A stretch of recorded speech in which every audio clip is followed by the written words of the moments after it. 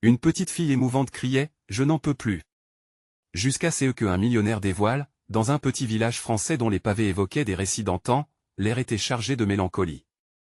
Clara, une fillette de 10 ans, rentrait chaque soir de l'école les yeux pleins de rêve et le cœur lourd de désespoir. Sa mère, la fatigue ancrée à son visage, pétrissait avec soin la pâte à pain dans leur boulangerie familiale. Son père, ancien mineur, se traînait, victime de douleurs lancinantes qui ne le quittaient jamais. Clara voyait ses camarades respirer la joie, insouciants, vivant des vies dorées, tandis qu'elle se sentait écrasée par l'injustice sociale qui les séparait. Sa famille, comme tant d'autres, peinait à joindre les deux bouts, et chaque jour lui apparaissait comme une montagne à gravir. Et la fête villageoise battait son plein, les rires des enfants masquant à peine les murmures de désespoir des adultes. Les lanternes brillaient dans la nuit, mais Clara, noyée dans ses pensées tourmentées, avait eu besoin de crier. « Je n'en peux plus !» L'écho de sa voix résonna, frappant les cœurs comme un coup de tonnerre. Les regards se tournèrent vers elle, surpris et détournés. Au milieu de la foule, un homme se distingua. Monsieur Dupont, un millionnaire revenu dans son village natal après des années à Paris, fut troublé par cette élévation de douleur. Les souvenirs de son enfance le hantaient, tout comme ceux qu'il avait laissés derrière. Monsieur Dupont, intrigué et touché par la détresse de Clara, s'approcha d'elle. « Que puis-je faire pour toi ?» demanda-t-il, un mélange de curiosité et de compassion dans les yeux. À cet instant, quelque chose se brisa dans le cœur de Clara.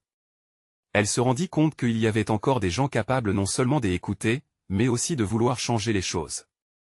Au fil des jours qui suivirent, une amitié inattendue commença à se tisser.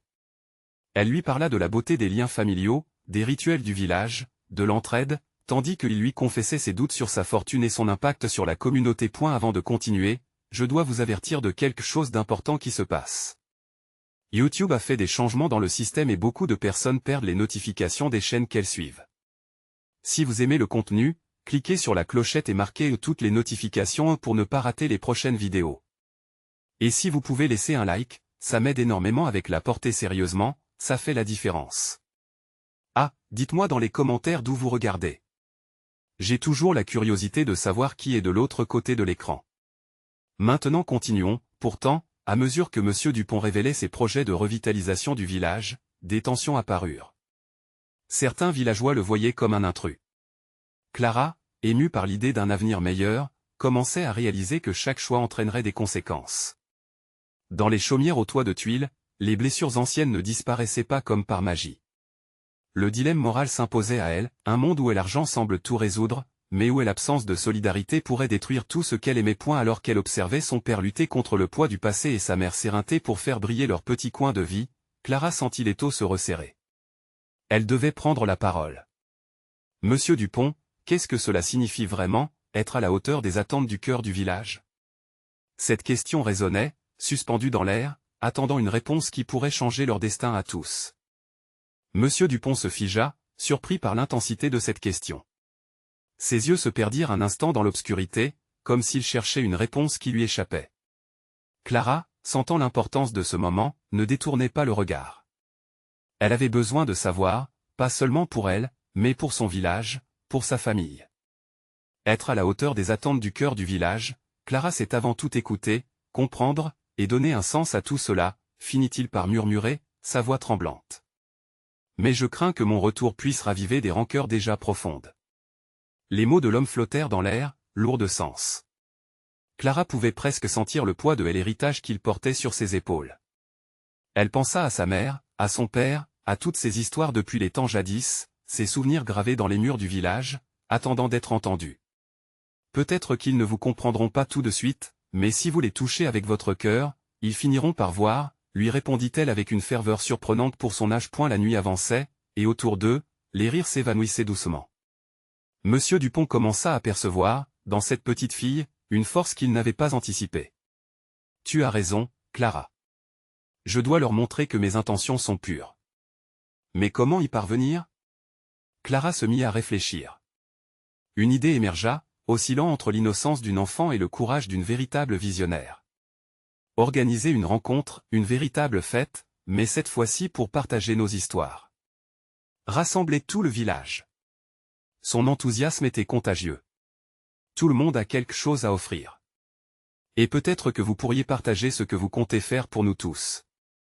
Monsieur Dupont sourit, une lueur d'espoir vacillant dans ses yeux. Une fête? Oui, une fête pourrait être le début. Mais es-tu prête, toi aussi, à prendre la parole devant eux? C'est un grand défi. Clara se sentit soudainement frémir, mais un feu brûlait dans son cœur. Si cela peut aider ma famille, mes amis, je le ferai. Nous avons besoin les uns des autres, affirma-t-elle avec détermination. Le lendemain, alors que le village se vidait encore des échos de la fête précédente, Monsieur Dupont et Clara se plongèrent dans les préparatifs. Ils parcoururent les ruelles, discutant avec les villageois, écoutant leurs histoires, faisant couler des rivières de paroles tantôt joyeuses, tantôt douloureuses. Au fil des jours, ils bâtissaient un rêve commun, parsemé de rires et d'échanges. Mais les tensions ne s'étaient pas apaisées. Un groupe de villageois, sceptiques devant cette initiative, prenait de l'ampleur, son murmure grandissant dans l'ombre. Ils ne voulaient pas d'un riche millionnaire, même s'ils parlaient avec le cœur. Ils avaient leur cause à défendre, leur lutte à mener. Clara, il se pourrait que certaines personnes ne veuillent pas entendre parler de cette fête, prévenait Monsieur Dupont. Il se pourrait qu'elles cherchent à saboter notre effort. Clara sentit son cœur se suspendre. Était-ce le bon moment pour rêver d'un monde meilleur? Quand les ombres commençaient à gagner du terrain, la fête approchait, et avec elle, l'excitation grandissait. Clara se tenait au bord d'un précipice, et l'avenir du village dansait au gré de ses mots. La peur et l'espoir s'entremêlaient, créant un tourbillon d'émotions complexes. Que se passera-t-il si tout cela échoue? S'interrogea-t-elle tout en observant les étoiles brillantes au-dessus, comme des rêves flottants, attendant d'être capturés. Mais elle savait une chose, elle était prête à se battre, tout comme sa famille, tout comme son village. Mais pour combien de temps encore pourra-t-elle porter cette charge? La vérité se révélera au grand jour, se murmura-t-elle pour se rassurer. Le moment de vérité approchait, mais un malaise s'installait dans son cœur. Désormais, elle devait prendre position, mais sans créer des ennemis. Comment réunir l'amour du village sans briser des cœurs? Quelles histoires seraient révélées lors de cette fête tant attendue? Les jours passaient, et le grand jour approchait. Dans le village, l'effervescence contrastait avec une inquiétude palpable. Clara et Monsieur Dupont s'étaient appliqués à rendre cet événement inoubliable. Des guirlandes colorées ornaient les arbres, des lanternes illuminaient les ruelles, et les rires des enfants se mêlaient au bavardage des adultes. Pourtant, malgré cette atmosphère de fête, le cœur de Clara se serrait. Les murmures de méfiance s'amplifiaient. Tu sais, Clara, commença Monsieur Dupont, prenant un moment pour observer la petite fille affairée. Je crains que cette fête ne soit pas perçue comme nous l'espérons. Il y a des fractures dans ce village que même nous ne pouvons voir. Elle mit un instant à réaliser l'ampleur des maux de l'homme. Mais si nous ne faisons rien, nous nous éloignerons encore plus les uns des autres, rétorqua-t-elle, le regard déterminé. J'y ai vu des sourires lors des histoires racontées. Les histoires réunissent les gens. La veille du grand jour, Clara se retrouva seule dans sa chambre, son cœur battant la chamade. Elle envisagera le public devant elle, leur visage qu'elle connaissait si bien, marqué par la colère et la douleur. La peur la submergeait. Que dirait-il si elle prenait la parole? Si elle s'exprimait au milieu de ses rancœurs, comment pourrait-elle leur faire comprendre qu'ils avaient besoin d'espoir? Elle attrapa un vieux carnet, celui dans lequel elle notait les récits des hantants, et commença à écrire. Que suis-je sans vous? Griffonna-t-elle avec une minutie impatiente. Ce qu'elle ressentait était plus qu'un simple lien, c'était une nécessité, une promesse d'unité. Elle releva les yeux, le regard fixé sur la lumière tamisée du couloir qui se glissait sous sa porte. Elle se sentait prête. Le jour de la fête, les premières lueurs de l'aube révélèrent une plaine remplie de préparatifs. Les villageois, bien que partagés entre enthousiasme et scepticisme, arrivaient peu à peu. Clara s'imagina, au milieu des sur un tabouret, prête à faire entendre sa voix. Mais au fond, une voix douteuse se murmurait, que dire devant une assemblée qui ne veut pas écouter?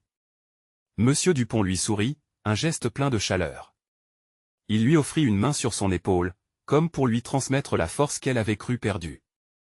Tu es la clé, Clara. Ce que tu ressens est universel. Ils doivent entendre ta vérité. À mesure que le soleil s'élevait, la fête se remplissait des odeurs de cuisine, de rires, et de chants évoquant des souvenirs anciens. Pourtant, Clara aperçut ce groupe au fond, ceux qui malicieusement observaient avec des yeux envieux ou désapprobateurs.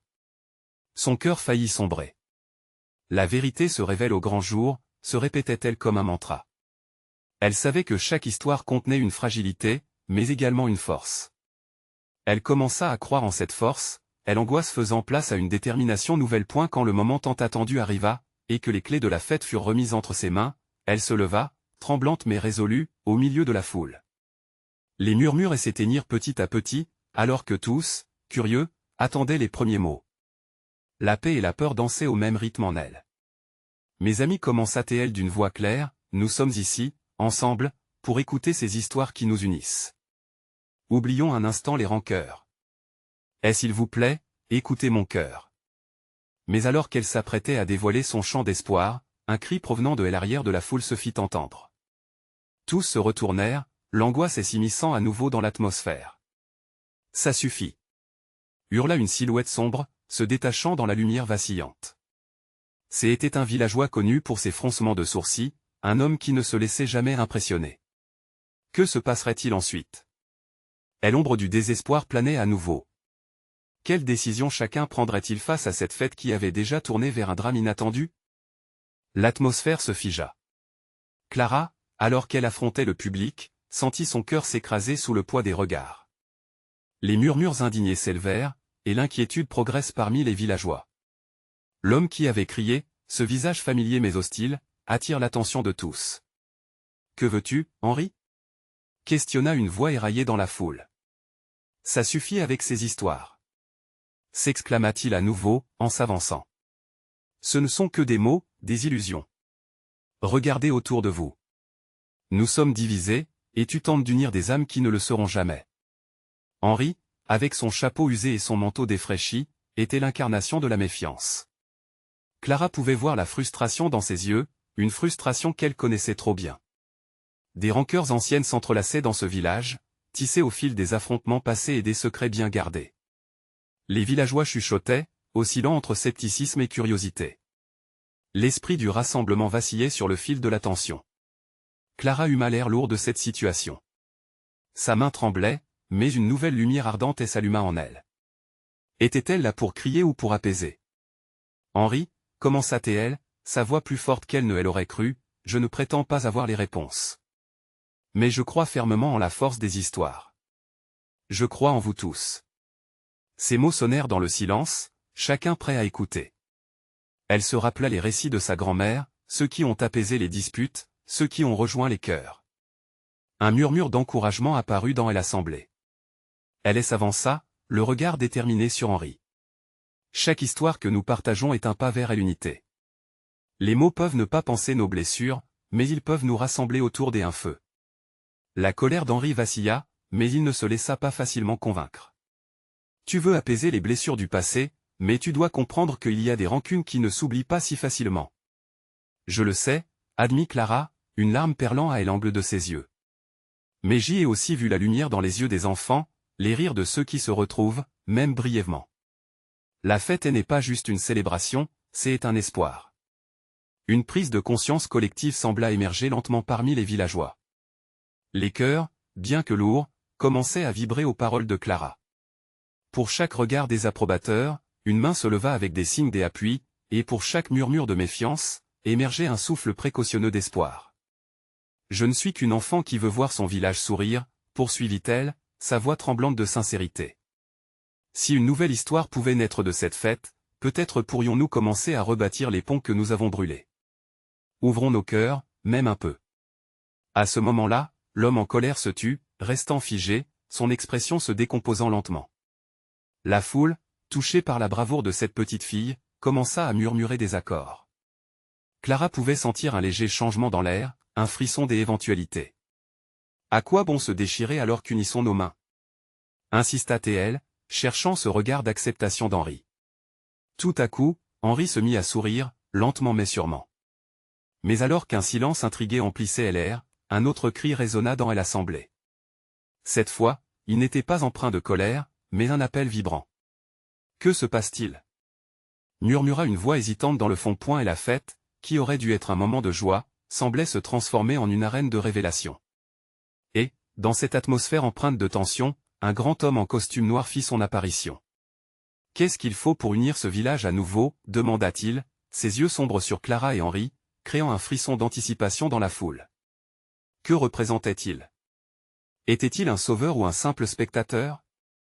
Les yeux de tous se tournèrent vers lui, la curiosité et le doute se mêlant. Quel genre de promesse lui ferait-il? Le récit de ce jour-là semblait prendre une tournure encore plus inattendue. « Qui êtes-vous » demanda Clara, sa voix tremblante mais ferme, le regard planté sur elle inconnu, tandis que le murmure inquiet de la foule se répercutait autour des L. Et l'homme en costume noir et s'avança, ses pas résonnant sur le chemin de terre battue. Il scruta la scène, puis Clara, ses yeux perçants examinant chaque détail de la petite fille qui osait s'opposer à Henri. « Je suis Gabriel, un ami de la communauté, un homme qui a vu de ses propres yeux ce que le passé a laissé derrière lui. » La tension palpable de l'assemblée était totale. Les villageois se questionnaient sur les véritables intentions de cet inconnu, son apparition soudaine suscitant des murmures, des inquiétudes et des intérêts. Certaines personnes regardaient avec suspicion, d'autres avec espoir, comme s'ils attendaient de comprendre quel rôle il allait jouer dans ce conflit. « Ami » répéta Henri avec une ironie mordante. « Si c'est votre façon de vous présenter, alors je crains que nous ne soyons pas sur la même longueur d'onde. » Gabriel ne fléchit pas sous cette attaque. Il se tourna alors vers la foule, son regard s'éclairant d'un feu intérieur. « Ce village a souffert, et je suis ici pour aider. Mais il ne suffit pas de vouloir un changement, il faut également agir. » Clara, observant l'étrange dynamique entre les deux hommes, sentait son cœur battre de plus en plus fort.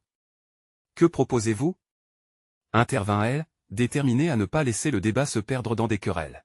« Je vous parle de projets, de nouvelles histoires à construire ensemble, » expliqua Gabriel, sa voix s'adoucissant. « Nous avons tous quelque chose à apporter. Je veux que chacun d'entre vous participe à ce renouveau. Imaginez, des ateliers, des pièces de théâtre, des contes qui unissent générations et passé. » Les murmures dans la foule prirent un ton plus enthousiaste. L'idée faisait écho aux aspirations de Clara, elle pouvait sentir ses veines pulser d'excitation. « C'est exactement ça. » s'écria-t-elle. « Si nous pouvons raconter nos histoires, alors peut-être que nous pouvons commencer à comprendre nos douleurs collectives. » Henri, bien que réticent, ne pouvait ignorer l'énergie croissante dans l'air.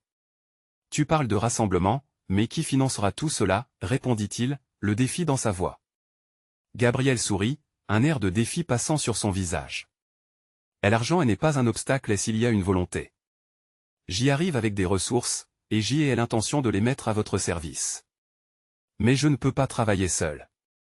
J'y ai besoin de personnes prêtes à se battre pour leur village, prêtes à croire à un avenir meilleur. » L'enthousiasme gagna progressivement la foule, tandis que des visages familiers émergeaient parmi les lignes de méfiance. Les mains se mirent à se lever, les discussions s'enflammaient autour de l'idée d'une renaissance. Nos histoires ne doivent pas simplement coexister. Elles doivent se mélanger, se frotter, créer une nouvelle identité pour notre village.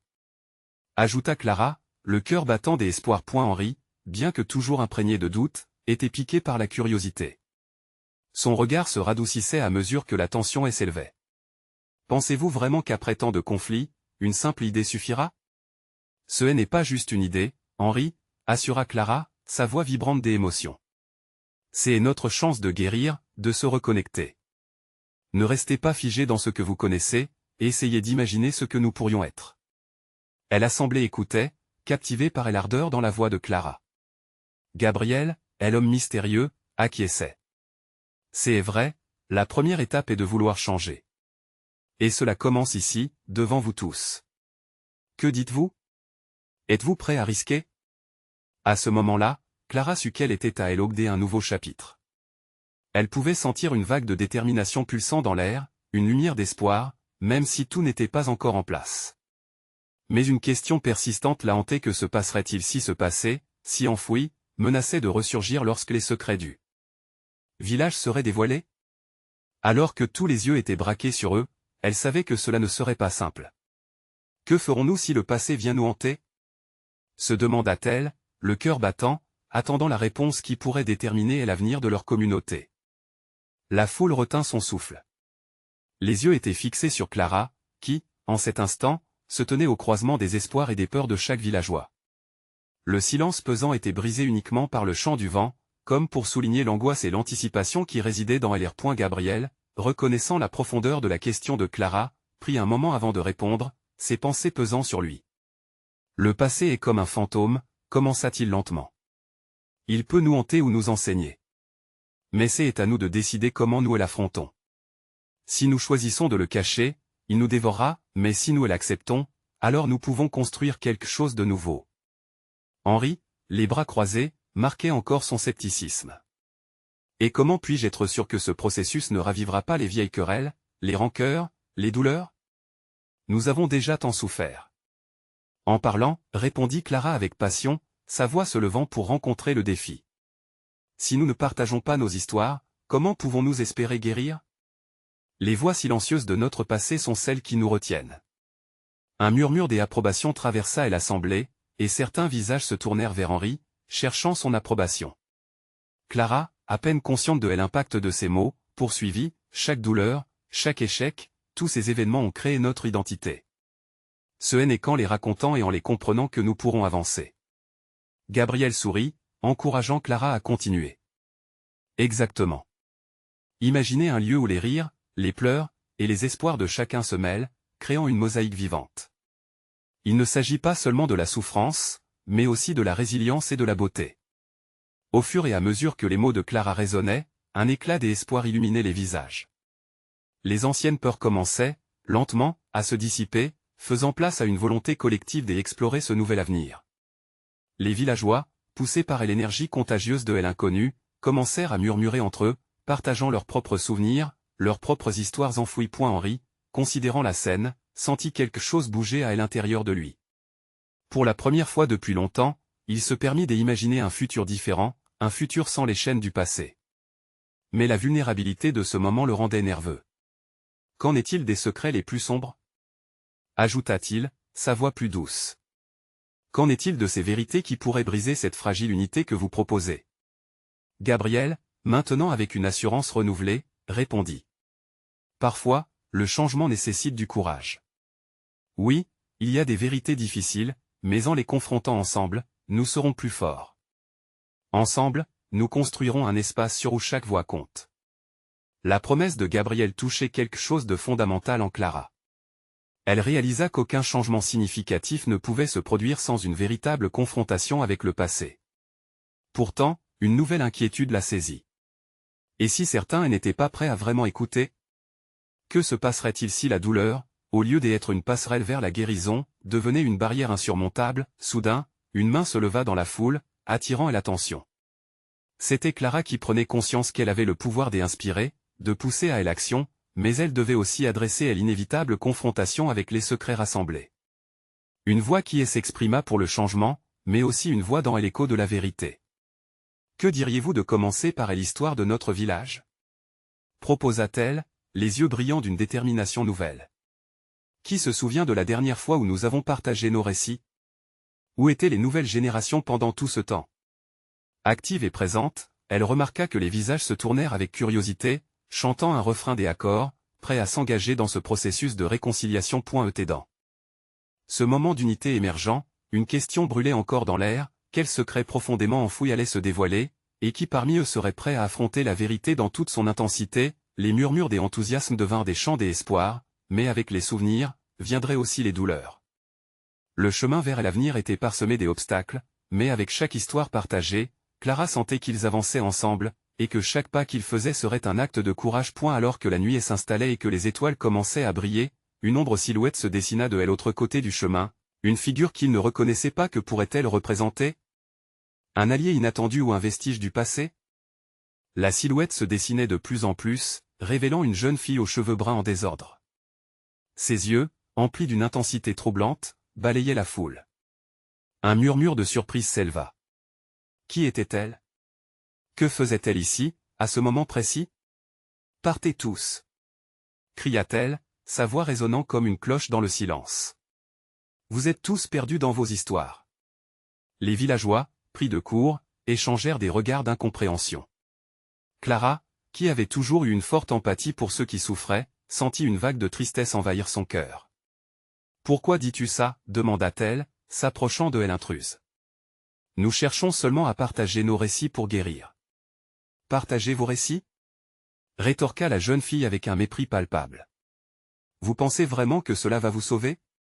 Les mots ne peuvent pas effacer la douleur. Vos secrets et vos mensonges sont trop lourds. Un frisson parcourut la foule. La petite semblait touchée à une vérité que beaucoup hésitaient à affronter. Clara sentit un élan d'inquiétude. Pourtant, cette inquiétude était accompagnée d'un besoin urgent de comprendre. « Qui es-tu » demanda-t-elle doucement, essayant de capter l'attention de la fillette. « Mon nom est Héloïse. Je vis ici, mais personne ne me voit.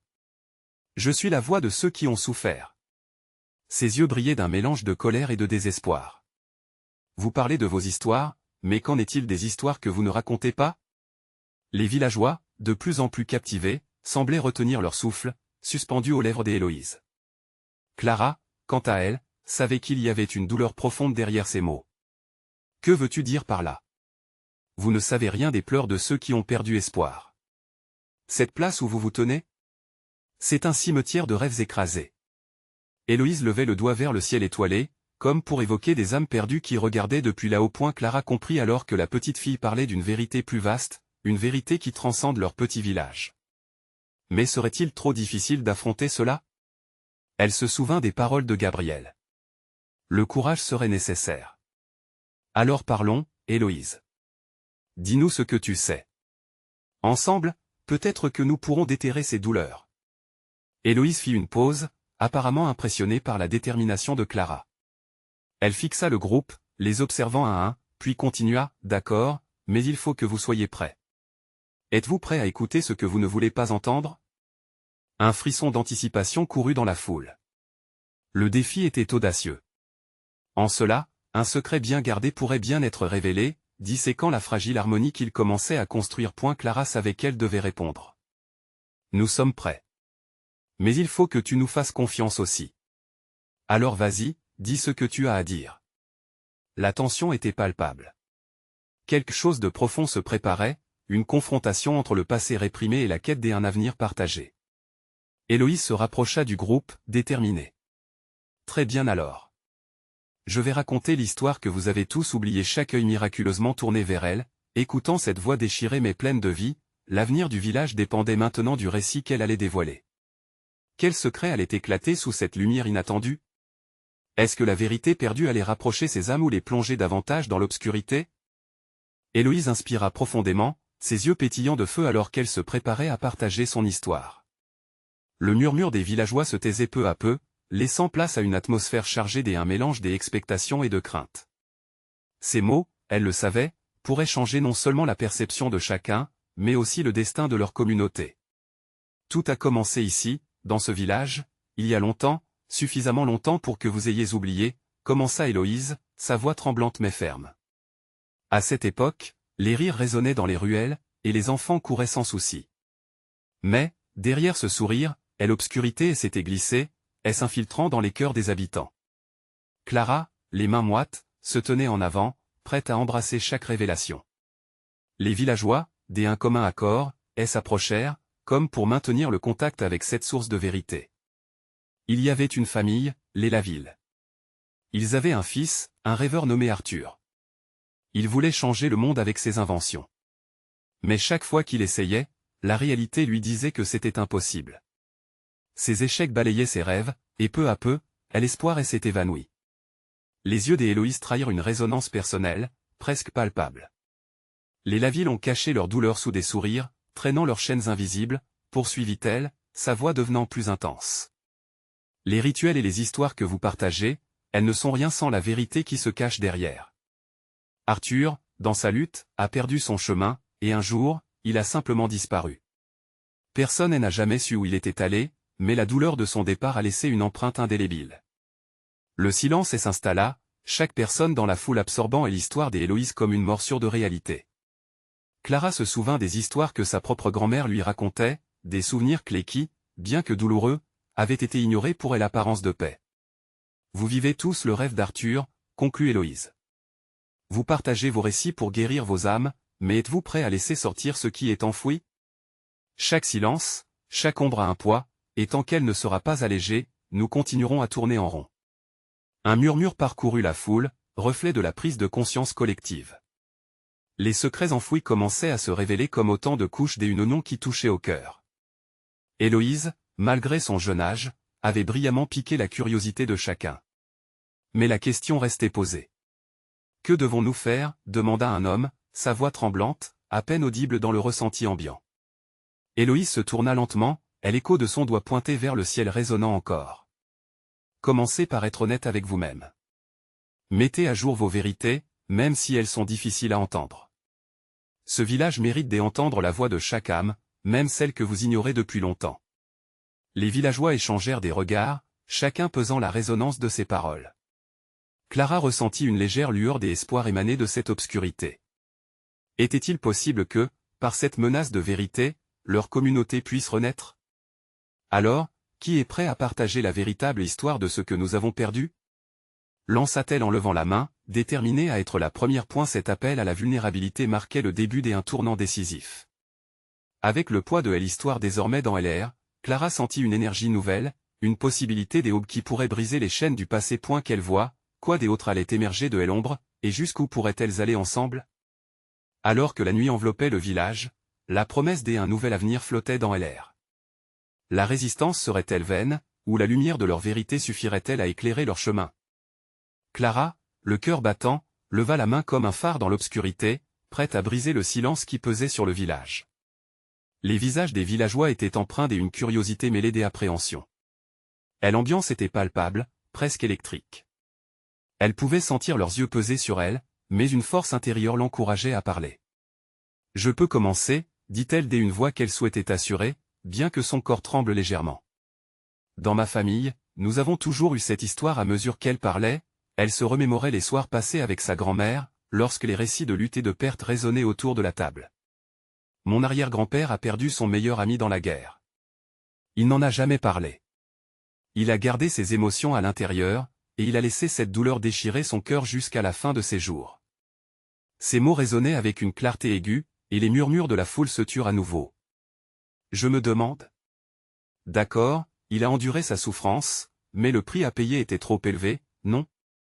Je me demande si nous avons tout ce poids sur nos épaules. Les larmes, tout à coup, affluèrent aux yeux de certains villageois. Clara voyait que son histoire s'approchait du cœur de plusieurs d'entre eux. Était-ce cela, le début du catharsis que Héloïse avait mentionné? Des voix commencèrent à émerger, brisant le mur du silence.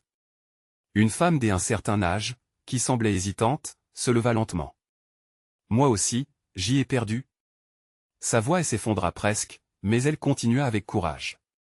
J'y ai perdu ma fille il y a des années dans un accident.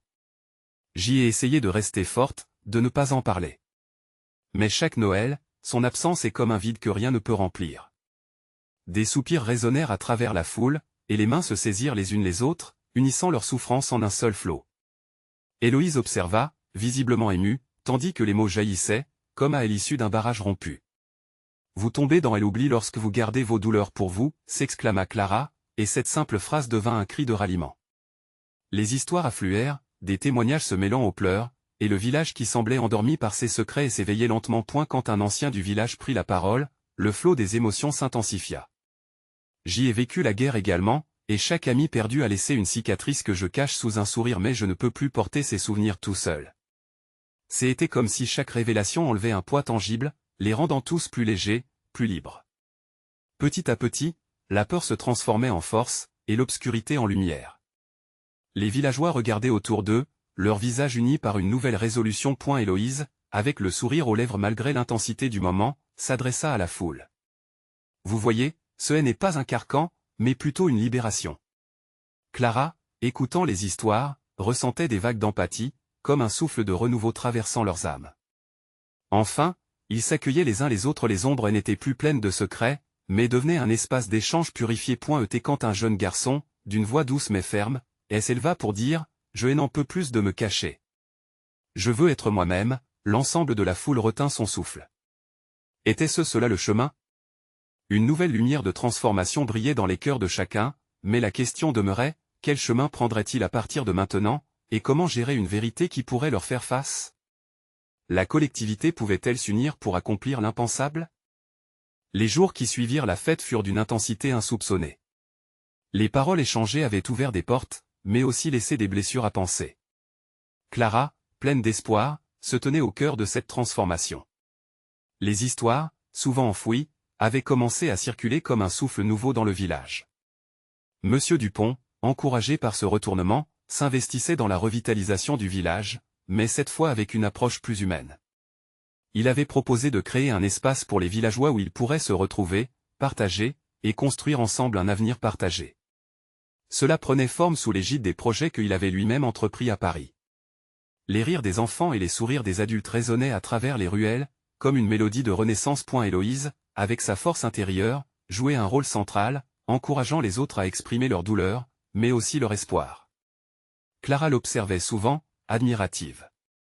Cette petite fille, avec son histoire, a le pouvoir de réunir les cœurs, pensait-elle. Le village, autrefois emprisonné dans ses non-dits, voyait maintenant une lumière percer les nuages de l'incertitude. Pourtant, des murmures persistants subsistaient. Certains villageois étaient encore retenus par leur peur. Clara savait que leur travail n'était pas terminé. Un jour, elle prit la décision de rassembler ceux qui hésitaient à s'exprimer. « Il est temps de continuer ce que nous avons commencé, dit-elle lors d'une rencontre au café du village, les yeux déterminés. Nous devons ouvrir la voie à ceux qui restent silencieux. » Et ainsi débuta une série de rencontres. Clara, Héloïse et Monsieur Dupont s'unirent, conjuguant leurs forces pour bâtir un cercle de partage, un lieu où chaque voix serait entendue. À chaque session, il y avait des rires, des larmes, et surtout le courage de faire face à la vérité. Les histoires des Laville, des ancêtres du village, mais aussi celles des nouveaux arrivants commençaient à remplir l'espace. Chacune tissait le tissu d'une mémoire collective plus forte, leur héritage vibrant d'une humanité authentique. Un soir, alors qu'ils se retrouvaient autour d'un bon repas, l'atmosphère était légère, mais un sentiment de vulnérabilité flottait encore. C'était lors de ce moment que Monsieur Dupont, touché par la transformation qu'il voyait, se leva. « Je pense que nous avons tous quelque chose à apprendre de votre courage, observa-t-il.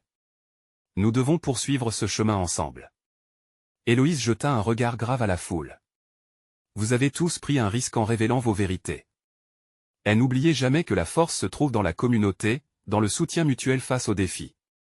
Ensemble, nous pouvons surmonter ce qui nous particule. À cet instant, quelque chose se libéra dans l'air. Les hésitations s'estompaient, laissant place à une force collective. Les voix qui cachaient encore des cicatrices se libérèrent, partageant des histoires de lutte, mais aussi des espoirs. Puis, un événement marquant s'annonça, la grande fête du village, non seulement pour célébrer les liens retrouvés, mais aussi pour faire connaître ces histoires au-delà de leurs frontières. Clara et Héloïse prirent les rênes de l'organisation, enthousiasmées par l'idée de transformer la douleur en pouvoir créatif. Le village s'animait, les rires résonnant comme une promesse de renouveau. Les jours avaient passé et le moment était venu. La fête battait son plein alors que les histoires de chacun s'entremêlaient dans une danse colorée de chants et de récits. Les villageois étaient fiers d'afficher leur unité, leur résilience.